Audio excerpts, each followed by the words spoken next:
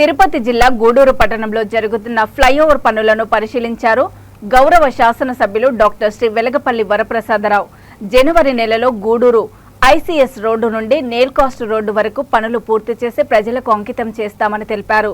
Two town వైపు కూడా పనులను ప్రారంభించాలని అధికారులు కాంట్రాక్టర్తో మాట్లాడారు.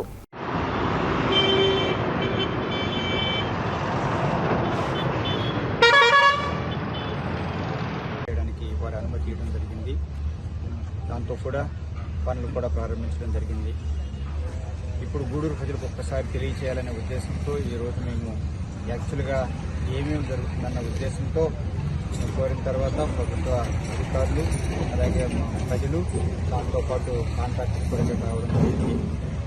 ఇక్కడ ఒక్కొక్కగా పూర్తి చేయాలంటే ఇప్పుడు ముఖ్యమైన ఒక కల్వర్ట్ వస్తుంది కనుక కల్వర్ట్ వచ్చేసేసి ఈరోజు ఒక పోర్షన్ అయిపోతుంది, మరొకటి అది 20 రోజుల్లో అయిపోతుంది. అది అయిపోయిన తర్వాత నేను ఇంజనీర్ గారితో మాట్లాడిన ప్రకారం ఆ పోల్స్, ఎలక్ట్రికల్ పోల్స్ కూడా షిఫ్ట్ చేయడం ఇంకా 2 రోజుల్లో ప్రారంభించిన తర్వాత అప్పుడు అటువైపు రోడ్డు ఇటువైపు రోడ్డు కూడా 8 అడుగులు వస్తుంది. ఆ వైపు వేసిన తర్వాత డ్రైనేజ్ కూడా మేము ఏర్పాటు చేస్తామని చెప్పడం జరిగింది. దాంతోపాటు ఈ రోడ్డుకు కూడా మనకు కావాల్సిన బ్లాక్స్ కూడా పూర్తి అయిపోయినాయి. ఇటువైపు అంటే మన ఐసీఎస్ రోడ్డు వైపు దాదాపు అన్ని పూర్తి అయిపోయినట్టుగా వారు నాకు తెలియచేయడం జరిగింది.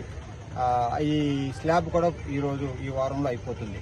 అంటే నాకు తెలిసినంత వరకు వారు కాంట్రాక్టర్ల దగ్గర అధికారుల దగ్గర మాట్లాడిన తర్వాత నాకు తెలిసింది ఏమిటంటే ఈ నెల్లూరు మన ఐసీఎస్ రోడ్డు వైపు ఒక ఖచ్చితంగా డిసెంబర్ 31వ తారీఖు పనులు పూర్తి అవడానికి కట్టుగా నాకు కనిపిస్తున్నాయి.